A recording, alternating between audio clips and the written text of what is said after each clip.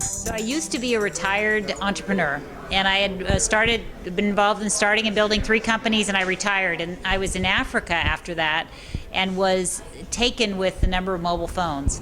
So started to think about how we could use mobile phones to deliver financial services to people who are traditionally left out of the banking system because they don't live near banks, or because banks don't have the right products or services for them. That brought me back to the technology business, and I founded Obopay in the year 2005.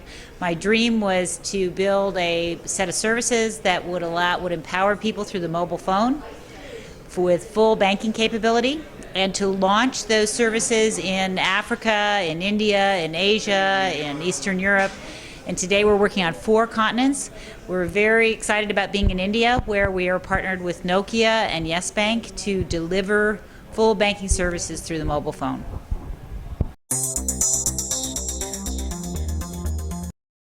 So the connection, I want to make a connection because I love this conference, and I love the fact that there's all these entrepreneurs who are, smart, and they're all thinking, they're either started their business or thinking about it. And part of the reason I think financial services is so important is that financial services is a key building block to business, and it is an enabler for entrepreneurship at all levels.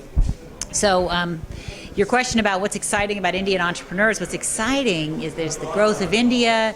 India is engaged globally with IT and with all sorts of businesses, and as the world starts to get excited about cloud computing and mobile value-added services and new technologies, India is in a perfect position to be a great incubator and a great epicenter for entrepreneurship as we see all these technology changes around. One other thing about India, because India is going to represent, there's a lot of opportunity, but Indian entrepreneurs are perfectly positioned to be innovators at what some people call the bottom of the pyramid, because India is one of these countries where there's hundreds of millions of people that traditionally have been left out and need services. And so I think what you're going to see is, when Indian entrepreneurs start to be part of mainstream technology, traditional technology, but I think you're also going to see some Indian entrepreneurs and African entrepreneurs and Asian entrepreneurs who are going to become innovators in how the world of technology starts to serve and be meaningful in the life of people who've traditionally been left out.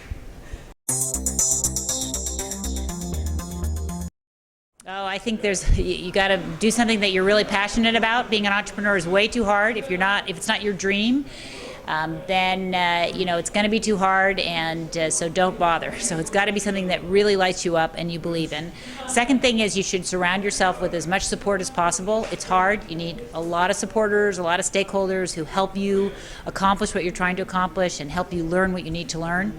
The third thing is, although I think it's great to talk about lean startups and bootstrapping businesses, a lot of businesses required outside capital, so you have to learn how to raise capital, and that's not obvious, and it isn't necessarily trained in business school. So you got to learn how to raise capital for if you're in a business that's going to require outside capital, whether it be angel capital, venture capital, private equity, whatever kind. But you got to, as an entrepreneur, figure out how to do that and make it happen for your business.